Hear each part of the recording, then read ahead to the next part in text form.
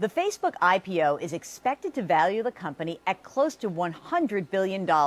For insight into the company and its future, we're speaking with Clara Shih, author of The Facebook Era and CEO of Hearsay Social. Hey, Clara, thanks for coming here today. Oh, thank you so much for having me. Is it worth $100 billion?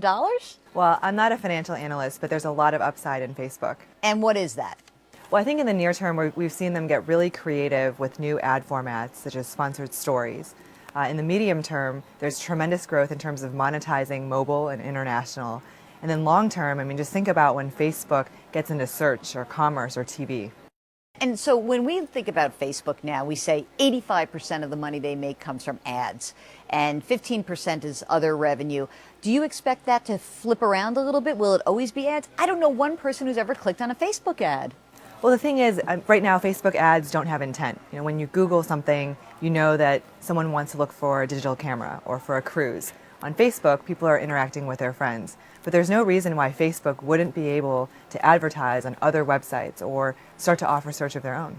And so is that what you think the next step is, that instead of Facebook being a place, sort of this destination communication networking thing, that it becomes more of a search engine?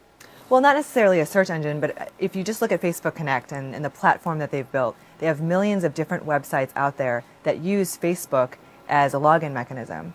And if you think about that network, you know, there are commerce sites, there are search sites, and I think there's a lot of potential there going forward. 900 million users worldwide.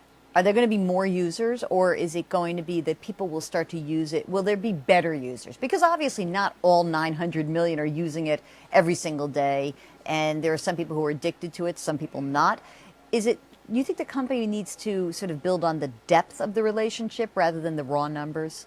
I think they are. I mean, if you look at the growth of the internet a decade ago, it followed a very similar pattern, where you had a lot of users and then some of them weren't using the internet that much. But over time, the amount of time spent on site per the average user kept going up, and we're seeing the same thing with Facebook now. Okay, so it's all the good news. We know that the company's growing, but is there a chance that they blow it? I don't think they'll blow it. I mean, they're so big at this point that they've really gotten to the Microsoft kind of Google legacy type of company. But will there be another company that comes around 5 years, 10 years from now and do to Facebook what it's doing now to Google and what Google had done to Microsoft? Absolutely. Is there a trend here where they're just going to try to gobble up anything they think is remotely competitive, or is it just a really smart move for them to position themselves as, say, the destination for everything social?